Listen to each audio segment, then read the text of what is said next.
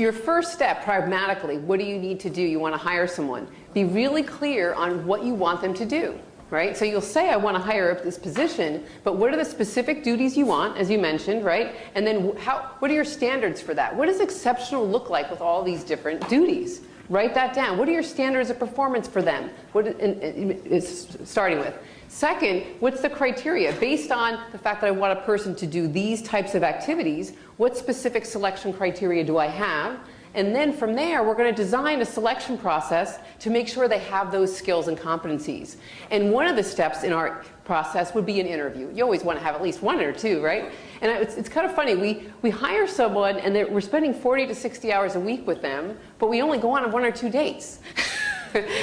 Part of an effective selection process is really taking more time to get to know the person, so you really understand if they have the skills, and also, like I said, if they have the passion and they could work well in your environment. So one of the most effective ways to interview, as you mentioned, is behavior-based interviewing. And so that concept is the best predictor of future performance is past behavior.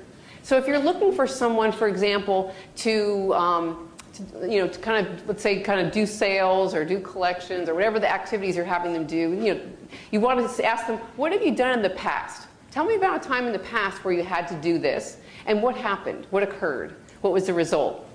So it's funny when you mention do these young kids have anything exceptional about them? I always joke when I took my first job and it was sales related, and they said, "Do you have any sales experience?" I said, "No." And I said, but I did, they said, well, what have you ever done that's really kind of proactive or whatever? And I said, well, my first job ever was delivering newspapers. And I did that, twice a week before school. So I had to get up at, 5:30, the newspapers had to be on the door at 7. And at that time, you had to do your own collections. So I had to go around and knock on doors and collect the money.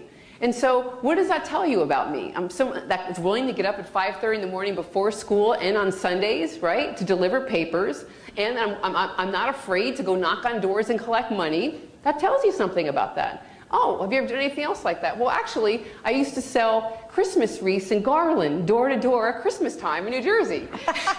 Why would you pick that job? Well, a friend of mine was doing it in the next town, and he was very successful at it, and he said you could make a lot of money. And I wanted to make some money for Christmas, and I thought, well, it's unlimited. So I'll go do that, knock on doors. What 12, 13, 14-year-old kid chooses those jobs?